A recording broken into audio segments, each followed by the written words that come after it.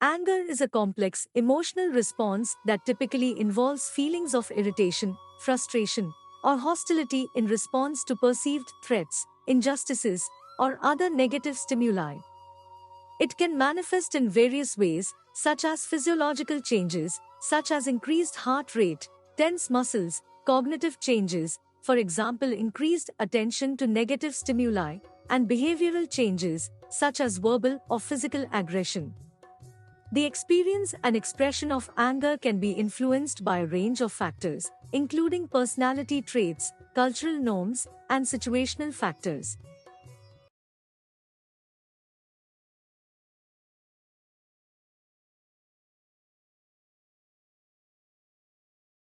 तेजः क्षमा धृतिः शौचम् अद्रोहो नातिमानिता भवन्ति सम्पदन् दैवीम् अभिजातस्य Bharat. Brightness is that quality in front of which even small, bad or bad people, coming under its influence, start doing good deeds. Krishna has been explaining the symptoms of divine wealth, that is, fast, forgiveness, patience means restraint, external purification means good values, no enemy spirit in anyone, and absolutely no pride in oneself. There are signs of a man born with divine wealth. One who is born with the qualities of the deities is said to be endowed with divine wealth. Friends, one who is not born with these qualities, but, if he behaves like this, then he will be said to be endowed with divine wealth.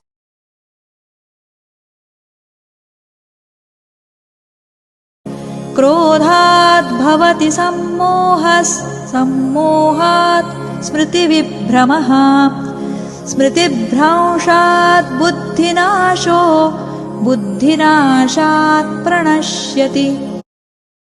Krodad vivati samaha samohat samata vivrama. Smrta vramsad buddhanazo buddhanasat pranasyati, Adhyaya 2 Sloka 63, due to anger, the memory becomes confused.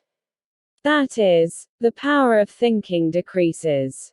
Due to foolishness, there is confusion in the memory. When you can't think, you can't even remember. Due to confusion in the memory, the intellect, that is, the power of knowledge, is destroyed. When you are not able to remember, then knowledge will be of no use. Wisdom will be useless. And with the loss of intelligence, a man falls from his position.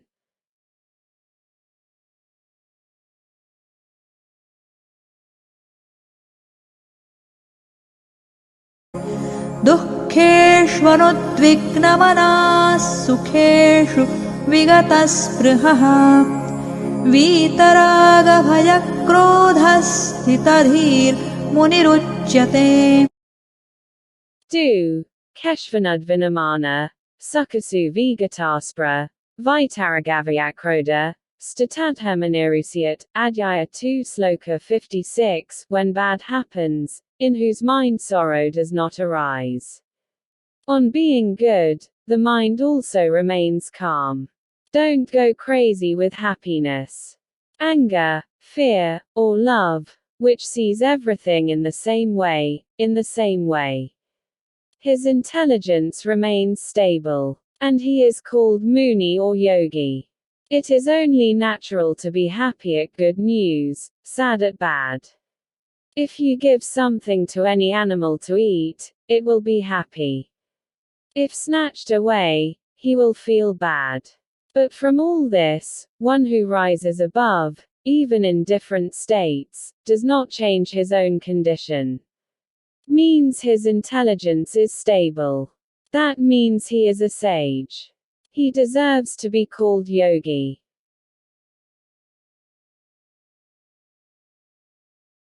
त्रिविधं नरकस्येदं द्वारन्नाशनमात्मनः कामः क्रोधस्तथा लोभस्तस्मादेतत्त्रयं त्यजेत्.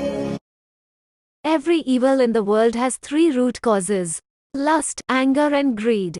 Krishna is telling these three the gates of hell. These three are so bad that they are considered to be destroyers of the soul, that is, taking the soul to its downfall. People of demonic nature, under the control of these three, lose their senses.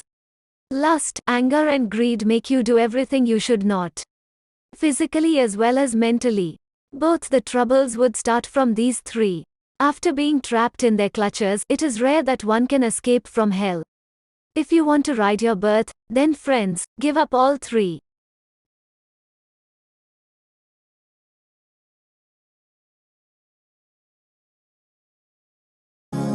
ध्यायतो विषयान् पुंसः सङ्गस्तेषूपजायते सङ्गात् संजायते कामः कामात् क्रोधोऽभिजायते Dhyayatu vasayan pumsa, sangast supajayate, sangat sanjayate karma, kamat krodho and hash 39, bijayate, adhyayatu sloka 62, thinking about objects, that is, about desires, leads to attachment to them.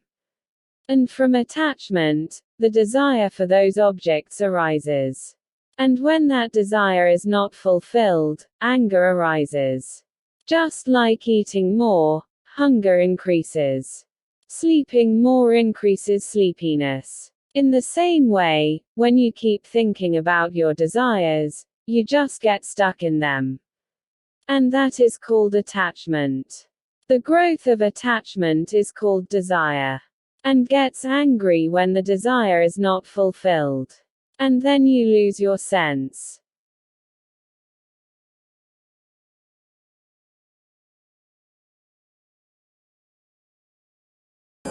अहिंसा सत्यमक्रोधस्त्यागः शान्तिरपैशुनम् दयाभूतेष्वलोलुप्त्वम् मार्दवम् धीरचापलम्. Understanding the signs of divine wealth, Krishna says that neither by thinking with the mind, nor by speaking with the speech, nor by the body, one should never hurt anyone. Real and sweet speech should be said. That is, only the truth and such things should be spoken, which everyone likes. Never be angry with those who do bad to you. There should be no vanity and pride at all.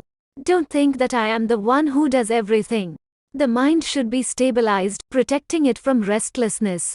Do not harm anyone. Have mercy on all beings.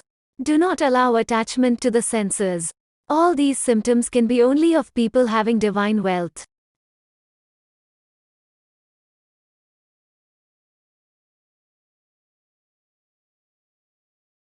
श्रीभगवानुवाच अभयं सत्त्वसंशुद्धिर्ज्ञानयोगव्यवस्थितिः दानन्दमश्च यज्ञश्च स्वाध्यायस्तप आर्जवम्. God says, where there is no fear, the conscience is very clean. There should be a constant promise in meditation yoga to acquire the knowledge of the element. There should be a sattvic charity. There should be a desire to suppress the senses, worship of God, gods and gurus, and good deeds like Agnihotra should be followed, reading the Vedas, no matter how much suffering, but self-righteousness should be followed. These are all signs of divine wealth. Sampada means wealth, wealth and opulence, friends. However, the properties of divine wealth are completely different from the wealth of our world. Krishna has been such that this is the most valuable asset.